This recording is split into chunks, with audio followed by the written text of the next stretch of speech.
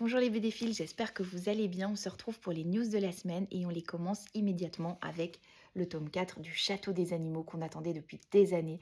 La conclusion d'une série absolument magnifique. Une fin qui ne déçoit pas, une fin poignante, tout en émotion, comme je les aime. Euh, une série à découvrir absolument si vous ne la connaissez pas encore. Moi, je suis très heureuse d'avoir vécu cette aventure avec Xavier d'Horizon au scénario et Félix Delep au dessin. Alors, Xavier d'Horizon, on ne doit plus le présenter. Ses BD finissent souvent en coup de cœur. C'est un très très bon scénariste de bande dessinée, un des meilleurs scénaristes du moment. Et puis Félix Delep, c'est un jeune dessinateur. Alors moi, j'ai envie de lui dire mille bravo parce que pour une première bande dessinée, mon Dieu, son travail est absolument somptueux. Il a fait des merveilles et on ne regrette absolument pas d'avoir attendu aussi longtemps pour lire des albums pareils.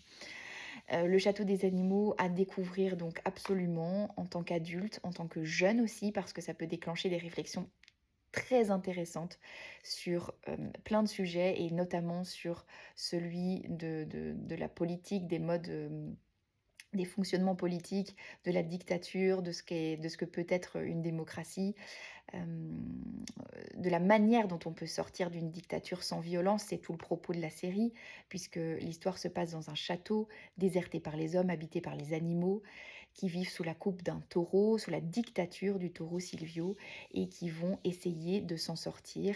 Vont-ils y arriver? Ils vont essayer de s'en sortir de cette dictature, mais sans passer par la violence. Donc vraiment un énorme coup de cœur pour moi du premier tome au dernier. C'est une réussite. J'ai reçu également cette semaine un bel album qui s'intitule Sur la piste de Blueberry et qui est en fait un album hommage pour fêter les 60 ans de la sortie du premier tome de Blueberry. Près de 30 artistes ont travaillé sur cet hommage en écrivant, en dessinant des histoires courtes sur le personnage de Blueberry et voilà, en nous offrant quelques très belles illustrations également. Voilà, donc si vous aimez Blueberry, je pense que vous aurez plaisir à lire et à profiter de cet album hommage. Moi, il est franchement réussi. Voilà. Alors, j'ai reçu chez Soleil le tome 7 des Terres d'Ogon. Et chez Soleil également, le tome 3 d'une série de science-fiction bien sympathique jusqu'à maintenant, l'univers s'assombrit. C'est le tome 3 de la série Cyborg qui est sortie cette semaine. Et pour parler encore de science-fiction, une série que j'avais aimée et conseillée dans une vidéo d'ailleurs chez Delcourt, c'est la fin de la série Demain. Scénarisé par Léo et Rodolphe, des comparses, hein, c'est écrit à quatre mains. Voilà, chouette série également si vous aimez la science-fiction, Demain. Donc c'est fini sur ce tome 5. Chez Kana, en bande dessinée, c'était très attendu, c'est la sortie du nouveau Saint Seiya Time Odyssey, c'est déjà le tome 4 qui est consacré à Shiryu. Alors, j'ai également reçu, et je passe rapidement dessus parce qu'il y a pas mal de tomes dans cette série-là, le tome 11 de la série Samouraï Légende. Vous savez, à chaque fois sur des personnages de la série Samouraï, on vient développer un petit peu l'univers, raconter le passé ou le passé de certains personnages de la série Samouraï. Chez Dargo, on a reçu le tome 23 des Chroniques de la Lune Noire. Et je voulais encore vous montrer ici le tome 26 de Wunderwaffen et le tome 17 sorti cette semaine également de Tim Rafal.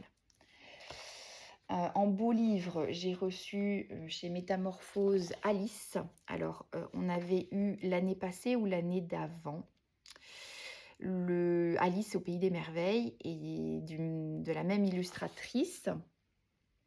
Et cette fois-ci, donc, sort la suite de l'histoire d'Alice qui s'intitule De l'autre côté du miroir. Donc, vous avez le texte intégral, ça c'est toujours très bien. Moi, c'est une des premières choses que je regarde quand il y a un livre illustré, c'est d'avoir le texte intégral et pas une partie du texte ou le texte revu. Et alors, évidemment, les très belles illustrations qui viennent ponctuer le texte. Voilà. Et la dernière suite de séries que je voulais vous montrer, c'est chez Dargo, la réédition de Black Sad en grand format de luxe pour fêter les 25 ans de la série. Donc ici, c'est le tome 5 dans ce grand format. Il y aura encore un tome 6 qui regroupera dans la version classique les tomes 6 et 7 qui forment un diptyque, une histoire complète. Et donc Dargo a pris le parti de ne pas faire 7 tomes, mais d'en faire 6, le sixième regroupant le dernier diptyque.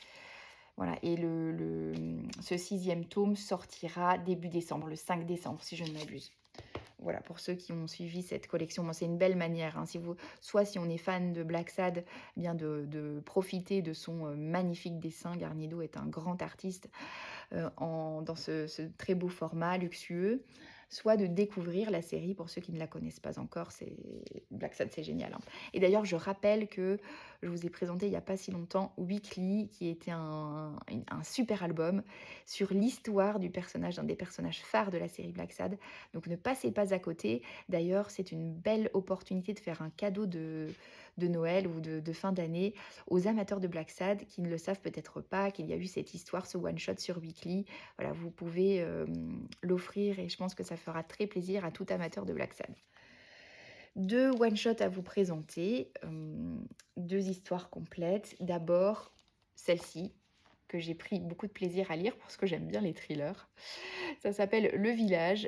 C'est l'association au scénario de 2 pointures du thriller. Franck Tillier, que vous connaissez certainement, hein, un romancier. Il s'est essayé à la bande dessinée d'abord avec une BD jeunesse, La Brigade des Cauchemars, qui est absolument géniale. Si vos enfants ne sont pas trop vite effrayés, c'est une BD que je vous conseille. Donc Franck Tillier s'était déjà essayé à la bande dessinée, mais il passe à la bande dessinée pour adultes. Attention à ne pas mettre entre toutes les mains, c'est quand même assez violent. Donc Franck Tillier, et le deuxième, c'est Nico Taquian, qui est un habitué aussi des scénarios, notamment de bande dessinée.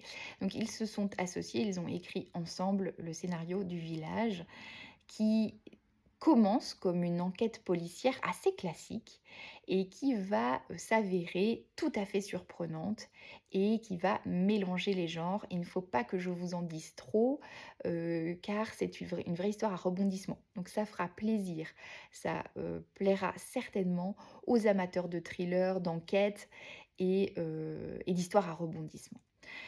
Et l'histoire commence de nos jours en France. La lieutenant Sarah Minsk de la police judiciaire de Grenoble est appelée pour une très étrange affaire. 30 cadavres ont été retrouvés dans une rivière. Ce qui est particulièrement étrange, c'est que, bon, évidemment, 30 cadavres, c'est quelque chose, mais surtout, quand le médecin légiste les examine, il se rend compte rapidement qu'il n'y a aucune marque de blessure extérieure. Et il va être sous le choc en découvrant, en ouvrant leur crâne, que les cerveaux ont fondu. Leurs cerveaux ont tous fondu. Alors, 29 des 30 cadavres portent en guise de vêtements une blouse, la même blouse, celle d'un hôpital psychiatrique. Et le 30e cadavre, lui, est habillé en vêtements de civil, mais il a sur le corps un étrange tatouage indéchiffrable, on n'y comprend rien. Et en parallèle, à Paris, un jeune libraire qui lui aussi est tatoué, du même type de tatouage, est poursuivi par un tueur qu'on a surnommé l'écorcheur. Et je m'arrête là, ce ne sont que les premières pages de la bande dessinée, je ne peux pas vous en dire plus parce que sinon je vais vous en révéler trop. Et vraiment, si vous êtes amateur de ce genre de récit, vous allez aimer. Voilà, donc chouette découverte que ce village chez Delcourt. J'ai pris plaisir à lire ce récit. Voilà, et le deuxième one-shot que je voulais vous présenter, qui est sorti cette semaine, aux éditions Delcourt également, c'est Deathbringer.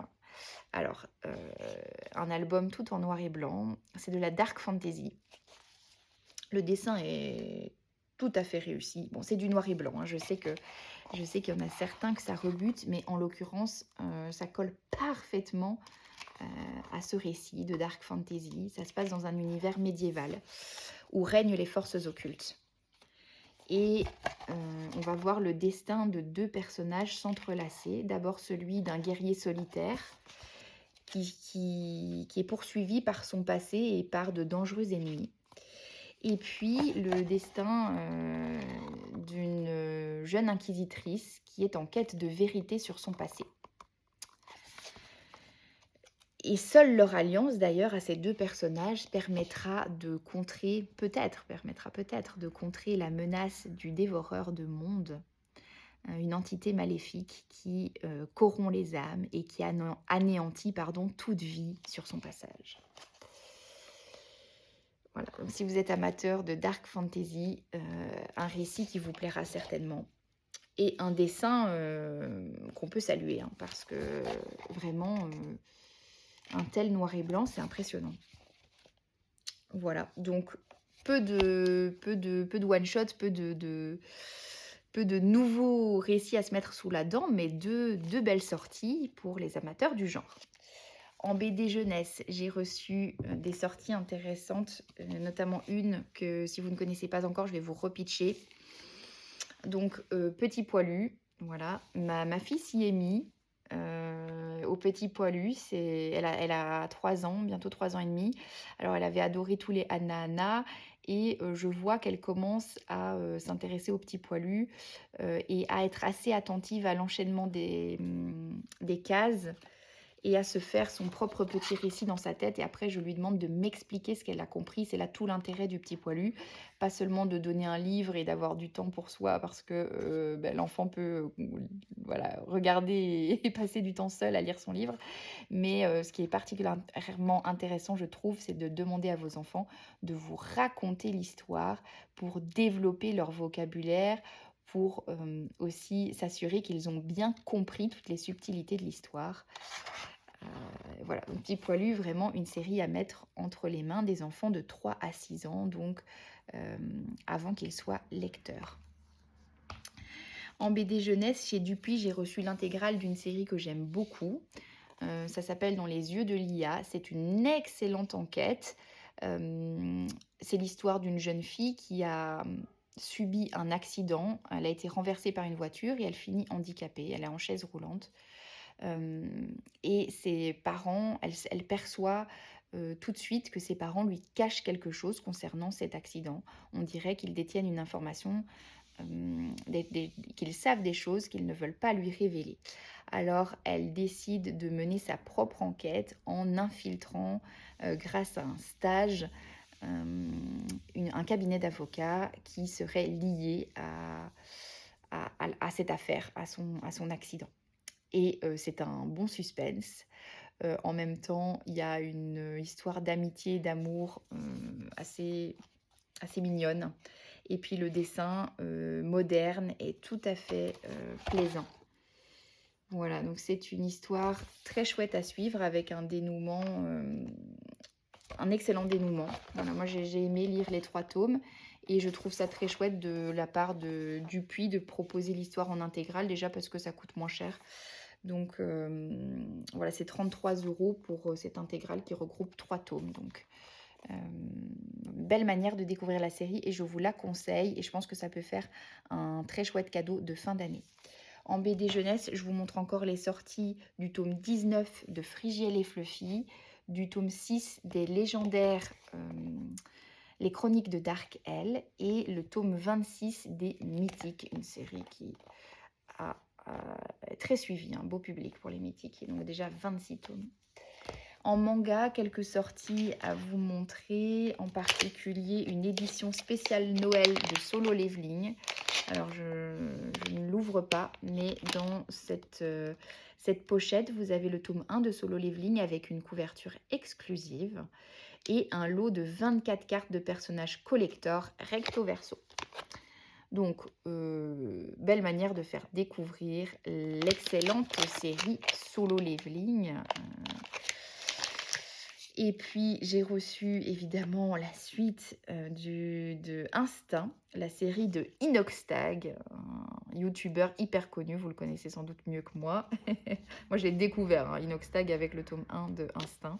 Mais bon, c'est une chouette personnalité qui semblerait-il influence positivement nos jeunes. Donc voilà, le tome 2 de son manga Instinct.